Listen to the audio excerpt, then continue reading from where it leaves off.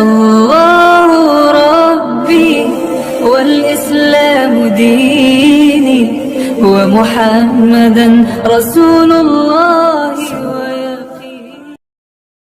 Faya jami'al mal, wahai orang yang senantiasa mengumpulkan harta, wahai orang yang senantiasa bersungguh-sungguh di dalam membangun rumah-rumah, gedung-gedung dan istana-istana. Sungguh tidak ada untukmu demi Allah dari hartamu itu semuanya, kecuali al-akfanu, kain kafan.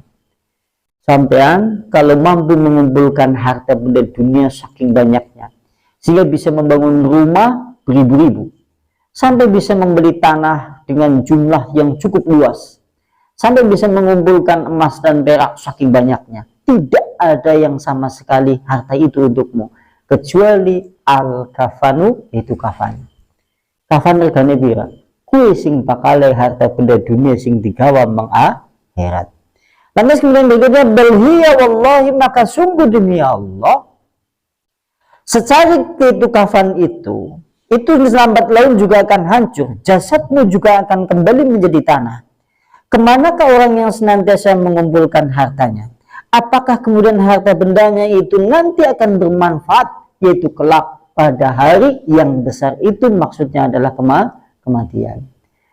Harta benda manusia kan anak telu, nek disebutnya nang dalam hadis sudah berulang kali disampaikan, sing jenengane harta benda dunia ke anak telu. Diriwayatkan dari Abdullah bin Syihir. Abdullah bin Syihir datang di hadapan Rasulullah pada saat Rasulullah sedang membaca surat Al-Hakumut Takasur. Telah melalaikan kalian semuanya, yaitu kenikmatan-kenikmatan yang banyak. Begitu Rasulullah mengajarkan seperti itu, ya bani Adam, wahai anak Adam, sungguh tidaklah hartamu itu kecuali akalta, yaitu apa yang kau makan kemudian kau ujung berujung pada pembuangan. Hartanya benda dewek sing mangan terus berujung nang pembuangan. Atau yang kemudian engkau gunakan untuk membeli sesuatu kemudian engkau usangkan. Atau kemudian yang kau infakkan di jalan Allah. Maka itu adalah harta yang kau tunaikan pada haknya. Harta benda dunia kan anak gede gue. Nah panjenengannya sunek balik mengakhirat, bakal sing kanggo ya yang engkau tunaikan di haknya. Itu maksudnya seperti itu. Dan berikutnya, kalau sekali-kali tidak, sungguh hartamu yang banyak itu nanti akan ditinggalkan kepada orang yang kadang tidak memujimu. Maksudnya kayak gue, begitu dewek meninggal, padahal hartanya dewek akeh. Lantas begitu kita tinggalkan sawah mungkin sampai 2 bau, kemudian rumah 10 mungkin, uang di deposito dan yang lain-lain juga jumlahnya banyak tak terhitung.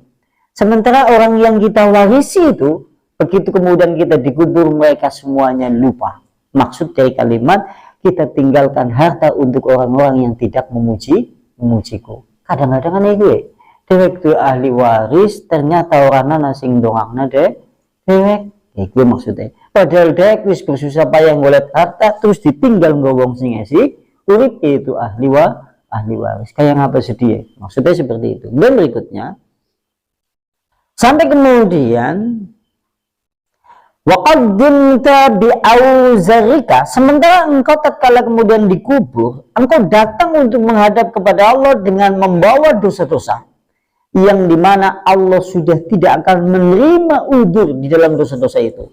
Sampai nek wis mati enggak dosa-dosa wis ora ana alasan yang dibenarkan oleh Allah. Sampean kemudian membawa dosa yang kita hadapkan kepada Allah dan Allah sudah tidak menerima udzur.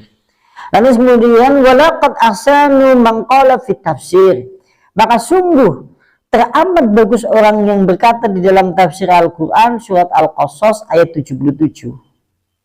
Al-Qasas ayat 77 ini surat yang terkenal, masyhur. Kalimatnya adalah wabdaghi fi ma atakallahu adarul akhirah. Maka carilah dari apa saja harta benda dunia yang telah Allah anugerahkan kepadamu untuk kehidupan akhirat. Mulai dewek kepriye carane golek harta benda dunia tapi men bisa dadi akhirat. Gue maksudnya. Surat Al-Qasas ayat 77. Itu carilah itu apa saja yang untuk bertujuan ketaatan kepada Allah dari segala dunia dan juga untuk bekal di dalam kehidupan akhirat, yaitu surga. Karena sesungguhnya hak seorang mukmin apabila kemudian dia berpisah dari dunia, maka sungguh yang akan bermanfaat harta bendanya itu adalah harta benda yang ditunaikan di jalan Allah yang kelak akan bermanfaat di akhirat. Wala fitini wal ma'i wal tajabbur wal baghi, dan sungguh harta benda yang digunakan untuk bermegah-megahan, untuk berbuat aniaya, atau untuk membeli tanah yang tidak ditunaikan hak-haknya, semuanya itu tidak akan ada gunanya di sisi Allah Subhanahu wa ta'ala. Fakannahum, maka sungguhnya seakan-akan mereka kemudian berkata, la tansa, jangan kemudian kau lupakan. Sungguhnya kalian semuanya akan meninggalkan harta bendamu, kecuali bagianmu kelak yang akan dibawa dari harta benda di dunia, yaitu al-kafanu, kafan. Berarti harta benda sing esuk digawa mengakhirat si jidok, al-kafanu yaitu kain kafan. Sediane orana. Maksudnya seperti itu. Dan berikutnya, wanahu hada qaulu syair, maka sungguh yang semisal ini ada perkataan dari seorang penyair.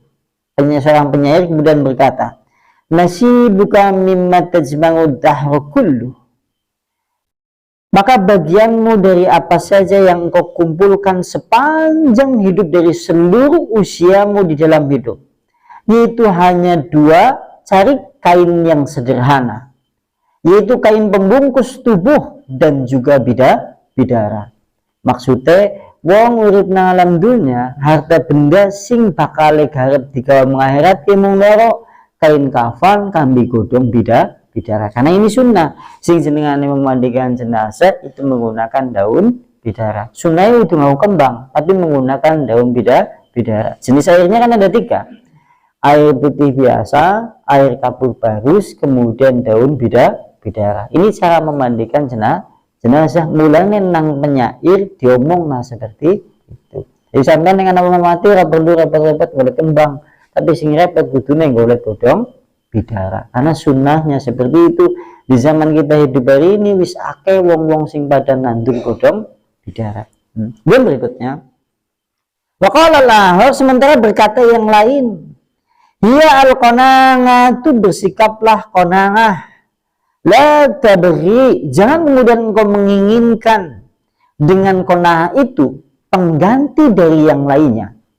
Bersikaplah qanaah. Qanaah adalah orang yang hatinya tenang tapi kemudian mempersiapkan kehidupannya untuk akhirat. Ki jenengane wong sing qanaah.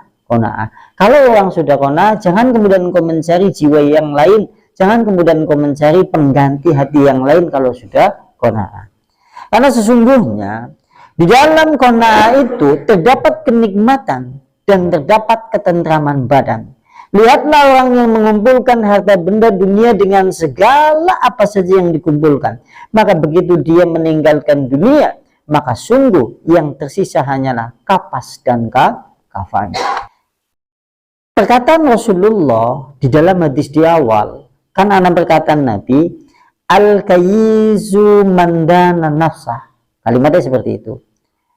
Orang yang cerdik adalah orang yang menundukkan hawa nafsunya. Kalimatnya kalimat dana, dal, alif, nun. Jadi dal, alif, nun. Kalimatnya seperti itu. Nah lantas dana, jadi kalimatnya al-kayyisu mandana. Nah kalimat dana itu artinya adalah hasabah.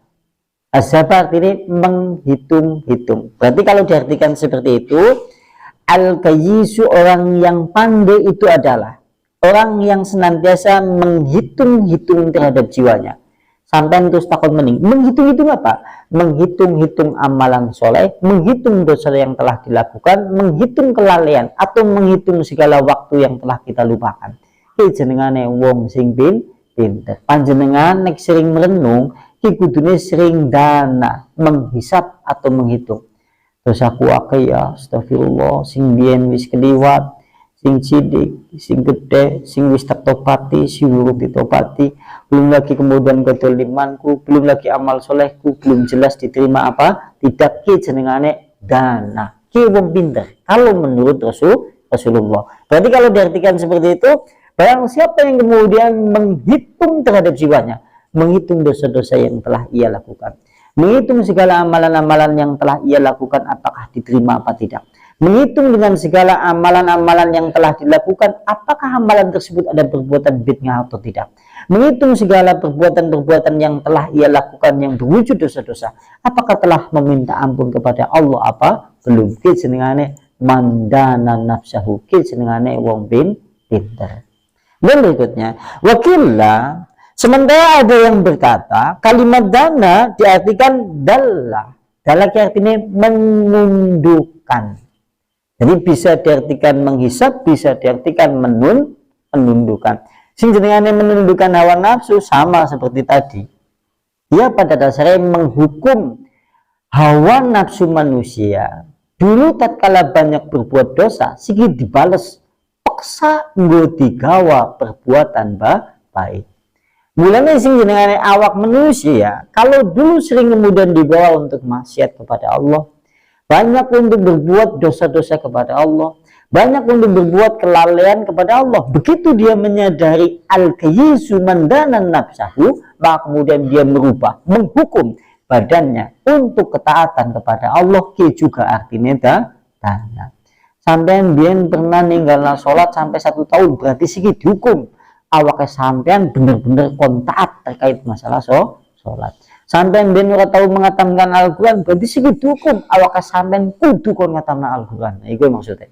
Ki jenengane mandana nafsahu. Al-kayyizu mandana nafsu. Orang yang pandai adalah orang yang menundukkan hawa nafsunya atau menghitung. Dan berikutnya, qala Abu Ubaid.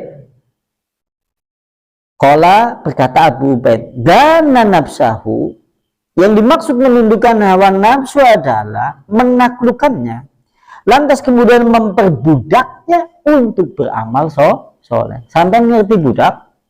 Sing jenengane budak, ki garep kon ngapa-ngapa gelem. Kepriwe carane awake dhewek men dadi budak-budak ibadah. Mulane dhewek dijenengi Abdullahi. Abdun kan artinya budak, berarti budake Allah. Nek budake Allah, dhewek kon ngapa-ngapa kudu manut sami nama Allah, senantiasa merendah, senantiasa tidak pernah melawan tuannya, senantiasa kemudian tidak pernah berkata-kata sesuatu yang kasar kepada tuannya, dan dia betul-betul tunduk taat untuk senantiasa menjalankan perintah dan menjauhi segala larangan. Ki dijenengi Abdullah, hamba Allah. Dheweke Abdullah kan udah jenengane Abdul sing liyane. Ning pernah saya katakan, sing jenengane wong ngaji kadang-kadang jenengane udah Abdullah, tapi Abdul sepi, kambing Abdul rame. Apa sih kena pengajian? Anak-anak rutin kok. Rame ora sing ngaji. Wah, ki jenengane Abdul rame. Nek sepi dhek ora semangat jenengane Abdul sepi. Iki maksudnya. Iya, kan anak gitu ya. Padahal dia Abdul, sing jenenge Abdul ki ada di pikiran. Sepi rame pada baik. Ki jenenge Abdullah, sing jenenge Abdullah kan tidak ada berpikir masalah rame dan sepi. Itu urusan Allah kok. Urusannya dia adalah sebagai hamba Allah. Gue. Nek sampean esi kemudian lanyu nek ngaji nek rame ki semangat du. Nek sepi kemudian mandang ora semangat. Ki jenenge Abdul sepi, Abdul rame. Jadi kan Abdullah ya. Dan berikutnya, lantas kemudian ada yang berkata, yaitu yang dimaksud orang yang cerdik adalah senantiasa menghinakan dirinya untuk beribadah kepada Allah sebagai amalan dia bersiap-siap untuk bekal kepada kematian, untuk berjumpa kepada Allah. Ki jenengane wong cerdik adalah kayak mau dheweke ngukum, menghukum badannya untuk senantiasa taat kepada Allah. Sampean biasa nonton TV 3 jam, saiki gantian sampean hukum awake sampean nggo salat 2 jam. Iku maksudnya. Sampean biasa melakukan sesuatu sing isi sampai berjam-jam, saiki hukum, yaitu menghukum badan-badan panjenengan untuk taat kepada Allah membaca Al-Qur'an. Sekarang mudah kemudian kita bertanya, kenapa kadang-kadang kita melakukan sesuatu yang bukan berpahala? Sesuatu itu kadang-kadang sia-sia.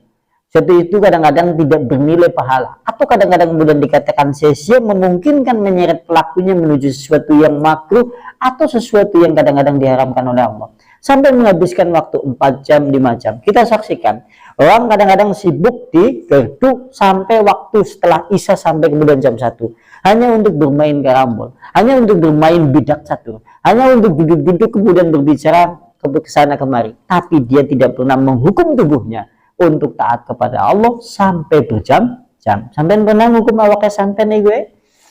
Jarang. Mau baca Quran kadang-kadang selembar-lembar ngantuk terus itu tutup. Itu jenengane itu wong pinter. Gue maksudnya. Gue maksudnya. Ini wong pinter menurut Rasulullah. Kudunya tahu sepisan yang dihukum awaknya sampean. Aja kon leha-leha baik di atas kemasan. Kapan-kapan suatu saat hukum badan itu supaya kemudian terbiasa melakukan ketaatan kepada Allah. Maksudnya seperti itu.